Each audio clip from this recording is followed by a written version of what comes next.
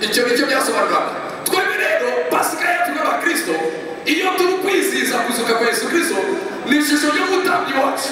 We ntabwo yinjiraga ahera n'amaraso y'amafisi cyangwa y'indi masa, yafashe amaraso ye bwite, niyo yinjiranye ahera.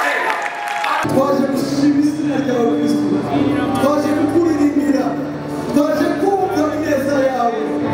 Haleluya Yesu, haleluya Yesu, haleluya Yesu, haleluya Yesu, haleluya Yesu. Warakoze, warakoze, warakoze, warakoze kutanga Kristo kugira ngo kubwacu. Cyo ni ikintu gikomeye, cyo ni ikintu gikomeye. Biragatsindwa kucibagirwa, biragatsindwa kwibagirwa umusaraba, biragatsindwa kwibagirwa umusuko wawe wa Kristo. Haleluya, haleluya, haleluya. Mwami Yesu, uyu munsi ndamusha ku bugingo bwawe buri wese uri hano, wongera ube mushya. Data warakoze, warakoze, warakoze.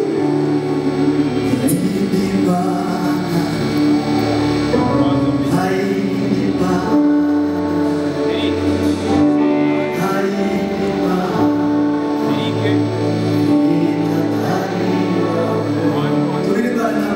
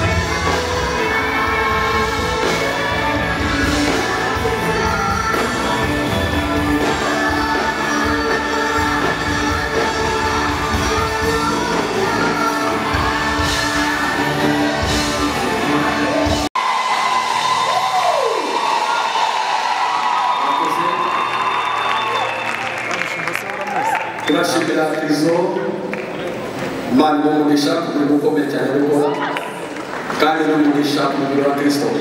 Nitwashimira Imana ko mu buzima bwe dukomere Imana amashyi menshi cyane.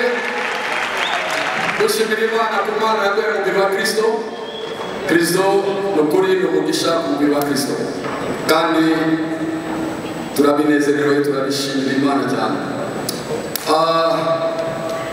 Uyu ni umunsi wa Pasika kuko tuzi twese ahantu hose hirya no hino ku isi hose abakristo abizera Yesu bari kwizihiza Pasika kandi ikibazo ni kimwe wabaza buri muntu wese, ese uyu munsi ni iki abantu bari kwizihiza? Yakubwira ni Pasika. Ariko hari ikindi kibazo cya kabiri wabaza umuntu ukavuga ngo ese Pasika ni iki? Ko turi kwizihiza Pasika, Pasika isobanuye iki? Niki twungukira kuri Pasika? Mbere ko byakurenda shaka yuko tubanze dusobanukirwe ko hari ubwoko bubiri bwa Pasika. Pasika yego abantu barabizi yuko bisobanuye umukristo turizihiza kuzuka kwa Yesu Kristo.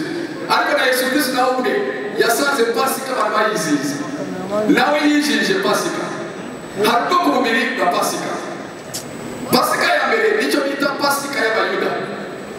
Iyo ushaka kubimenya usoma muri Yohana igice cya 2:13. Biblia tubwira ngo Pasika y'Abayuda yenda gusohora Yesu ajya Yerusalemu. Bisobanuye ngo nawe ubwe yavutse asanga Pasika iriho, abantu bizihiza Pasika. Nawe mu gihe cye yajyaga Yerusalemu, yazamukaga ku nzu y'Imana akajya kwizihiza Pasika. Iyo ni Pasika ya mbere y'Abayuda.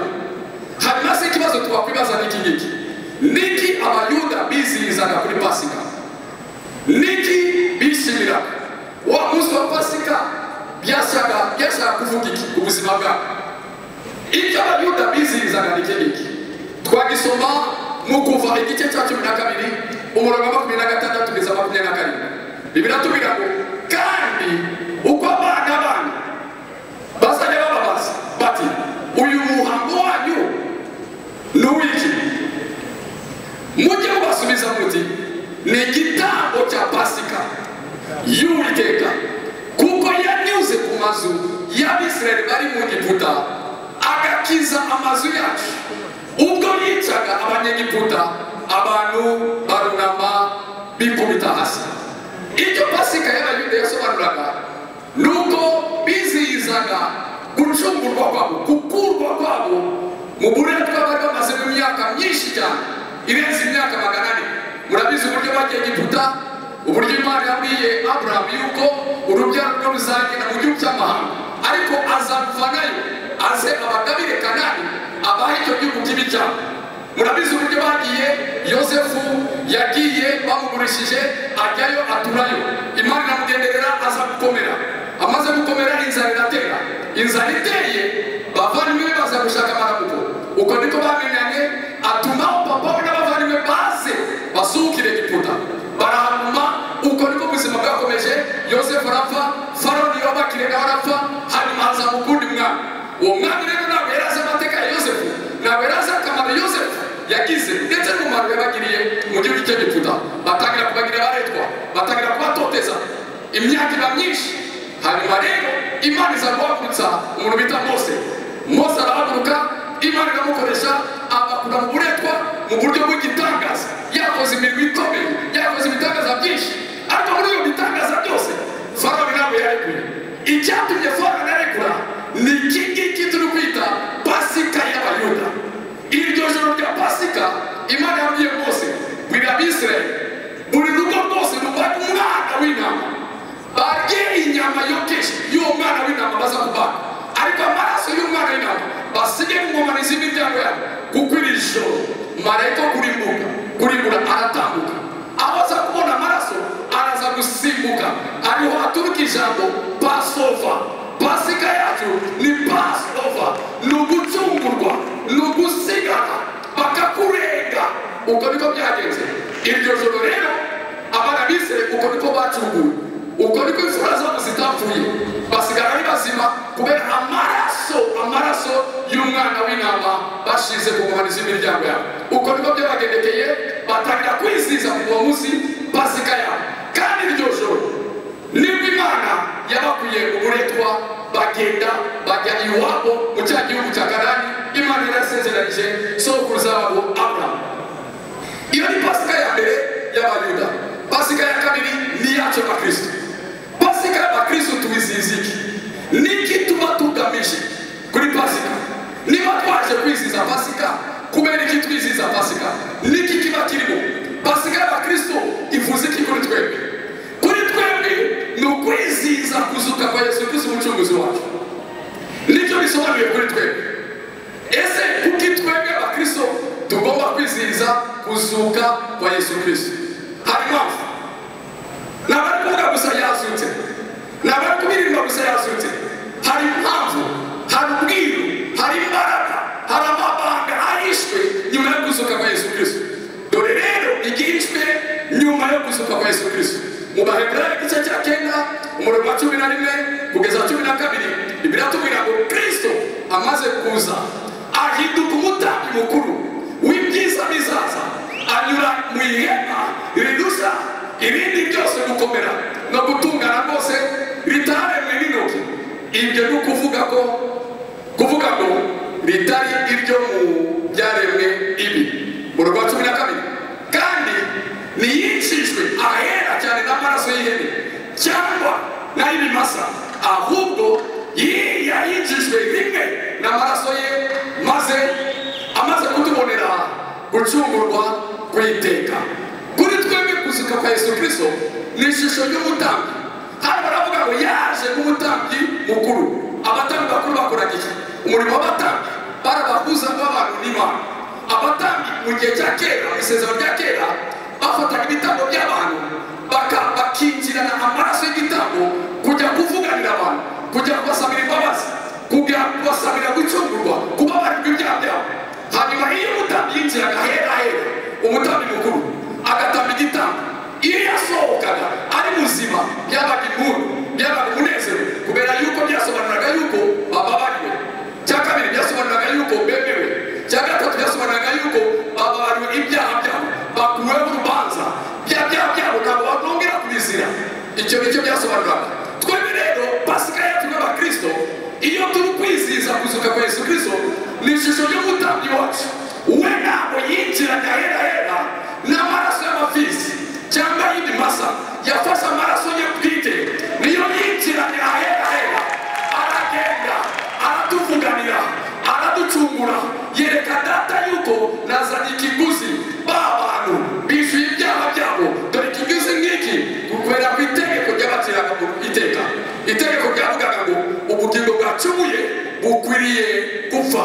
So niyo mpamvu rero yavuye mu kigo cyacu ajyana ya maraso kugaragaza yuko ba bantu bujuje amategeko, ba bantu rwa rupfu mwashakaga kugira ngo amategeko yuzuye nguru na ruzanye, azana amaraso ye. We ishusho y'umutambyi mukuru Yesu Kristo umutambyi wacu. Icyo nicyo cyabaye. Ikibazo si ukwinjirayo kujya gutanga icyo gitambo, ikibazo si ukujyana ayo maraso ye bwite. Ikibazo ni iki kugaruka kwe, ariko kuva mu mva byashaka gusobanura yuko twababariwe, twemewe, twakiriwe, turacunguwe. Iyo niyo mpamvu yacu rero yo kwizihiza Pasika, kubera yuko umutambyi mukuru wacu yatambye igitambo kiremerwa, yatambye igitambo turakirwa, yatambye igitambo asohoka ari muzima. Iyo atari kuzuka, kwizera kwacu byari kubipfa gusa, kubera yuko twari kwizera ikidakomeye, twari kwizera kandi tutaracungurwa. Ariko kubera yuko yazutse, yavuye mu mva, akaba ari muzima, n'uyu munsi ni muzima, hari impamvu yo kwishima, hari impamvu yo kwizihiza, hari impamvu yo kunezerwa. Ndatangaza yuko nawe byawe byapfuye, uyu munsi uri kwizihiza kwakirwa no gucungurwa, kuzuka kwa Yesu Kristo. Nawe byawe bizuke mu izina rya Yesu Kristo. Ikintu cyose cyapfuye mu buzima bwawe, Imana uyu munsi uburyo baje gutamba igitambo cyo kwizihiza kuzuka kwe, reka nawe byawe bizuke mu izina rya Yesu Kristo. Ndavuze ngo n'ibyawe bizuke mu izina rya Yesu Kristo, n'ibyawe bizuke mu izina rya Yesu Kristo. Reka dusenge Imana. Mana, turagushimiye kubw'ijambo ryawe nakumurikira abana bawe. Reka mwami uyu munsi kuba turi hano twaje kwizihiza gupfa kwawe no kuzuka kwawe. Turagushimiye kuko utasigaye kuva, wanesheje urupfu, uvayo uri muzima. Natwe uyu munsi turabiririmba, turabivuga, turabihamiriza. Turagushima kubwa buri wese uri hano. Ndasenze ngo ibyapfuye mu buzima bw'abo bantu babateraniye hano bizuke, bihinduke mu izina rya Yesu Kristo. Mana ishobora byose, wowe wakiriye igitambo cya Yesu Kristo, waratubwiye ngo utimana umwana wawe nta kindi cyose uzatwima kandi tumufite. Nta kindi uzatwimana nawe ntacyo. Reka ugenere buri wese uri hano waje uyu munsi kwizihiza gupfa kwa Kristo no kuzuka kwe. Ndagushimiye kuko waduhaye ibindi byose hamwe na Kristo. Icyubahiro kibe cya Papa mu izina rya Yesu Kristo. Amen.